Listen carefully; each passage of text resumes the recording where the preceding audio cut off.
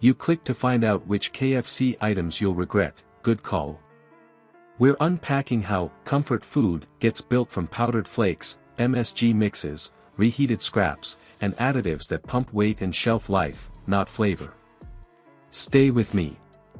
We'll start with the famous bowl and those mashed potatoes that begin as dehydrated flakes, then follow the trail through popcorn chicken, slurry, red-stained Nashville Hot, and biscuits brushed to look fresh. By the end, you'll know what to skip, and the simple swaps that save money and your sodium budget. Quick favor before we move on. If you appreciate this content, consider giving this video a like and subscribing to the channel. Believe it or not, more than 92% of viewers haven't subscribed yet. It's free and only takes a second, but it means the world to us. So did you subscribe already? Great, thank you so much for your support. Now back to the video. You think you're ordering a warm bowl of comfort, so why do the key parts start life as powders and pastes? Let's start with the famous bowl's promise. Mashed potatoes, gravy, corn, cheese, and chicken. Simple, home-style, filling. The pitch is Grandma's kitchen. The workflow is closer to a kit. Pull back the lid and you see how it's built. The potatoes begin as dehydrated flakes. The gravy comes from a shelf-stable mix with flavor boosters. The corn sits in a warmer. The chicken is often shredded or reheated. Marketing says kitchen table. The process says assembly line. Those potato flakes whip up fast, but they act like a sponge. Add a little too much water and they slosh into a thin puddle. Add a little too little and you get paste that clings to the spoon like glue. That swing you've tasted isn't bad luck. It's how powders behave when speed matters more than texture. Last year, a secret recipe from Louisville, Kentucky sold over 700 million pieces of fried chicken in the UK. Let's sing a tower, please, guys. This is KFC Live. They seem to be going straight up the UK and building a KFC in every town. And it's just not on. People just don't go for eating with their hands. For them it links to uncivilized behaviour. From the food tasters to the food farmers. Any hot wings? Yes, babe. Yeah. How did you read my mind? How many should I have? You should have 4. Yeah, I'll have 4. Anything else for you today? No, babe. You just... 2 mini fillets, 2 fries, 4 hot wings and a bottle of You're water. just amazing. I just love you. Now the gravy. Powdered gravies and flavor packets are built to fake depth. They lean on sodium and glutamates to pop the savory notes and round off the edges. It hits your tongue like a drum roll, then leaves you reaching for a drink. The flavor is loud because it's engineered to be loud.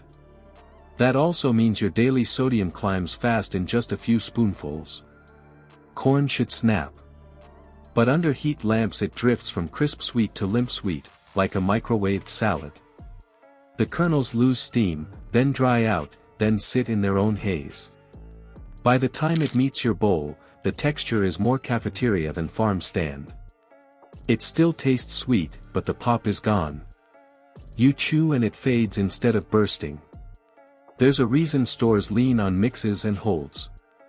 Consistency. Longer hold times. Lower waste. All great for margins. Not great for freshness. When a chain needs every bowl to look and taste the same from open to close, powdered bases and warmers beat real-time cooking. The trade-off is what you notice on the fork, a flat, staged flavor and a texture that doesn't quite land.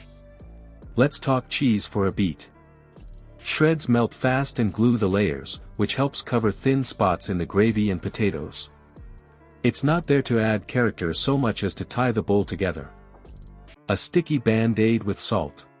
90% of the customers that are buying, Beyond and plant-based proteins in the grocery also eat meat, so they're using it as a way to reduce the amount of animal-based protein in their diets. And we think it's bigger than just a trend. This comes after several years of tests that were successful for the two brands. It'll be available for a limited time in nearly 4,000 KFC locations. Nearly a year ago, Beyond announced a formal partnership with Yum Brands to make exclusive meat substitutes for Pizza Hut, Taco Bell, and KFC. We didn't want to just provide another form chicken to the market. What we wanted to do is get that muscle structure right so that when people bit into the product, it has that whole muscle tissue experience for them that they would get with chicken breast. Now the bite-sized chicken. Why do employees sidestep popcorn chicken on their breaks? Here's the real kicker. Popcorn chicken is often reconstituted scraps shaped and coated. Think pumped paste in a crispy jacket. The inside isn't a clean strip of muscle, it's blended meat that fries up uniform, like a nugget designed by a lab timetable. Easy to cook. Easy to portion. Hard to call, home style, with a straight face. And the breading? It's built for bubble-free fryers and long service windows, so it can include anti-foaming and preservative agents. Industrial kitchens use them to keep oil from foaming and batter from breaking. It keeps the line moving and the crust looking even.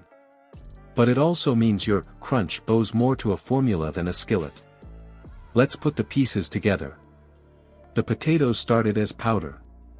The gravy leaned on sodium and glutamates to fake a slow-simmered base. The corn went soft under lamps. The chicken came from reshaped bits, not a whole cut. This is a bowl assembled for speed and sameness. Comfort by committee. So what are you actually biting into? A science project in a cozy wrapper.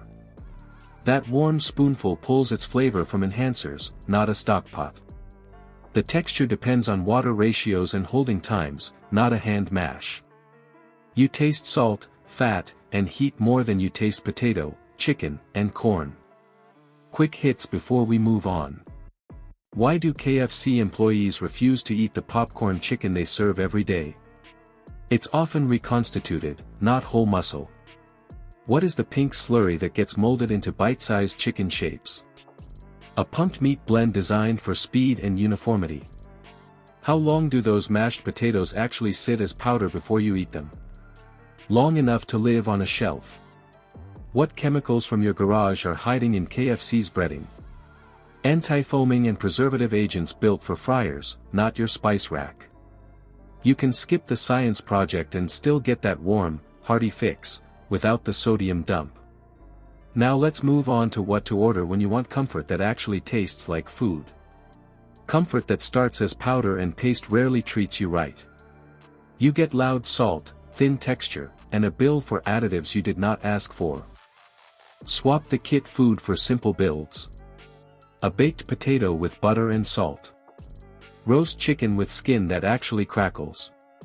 Mac and cheese made with real cheese, not a packet. If this helped you dodge a regret meal, send it to the friend who lives on drive-thru and hit subscribe so we can keep pulling back the curtain on what's in your food. Tell me what to dig into next, sandwiches, sauces, or those limited-time items that never taste like the ads.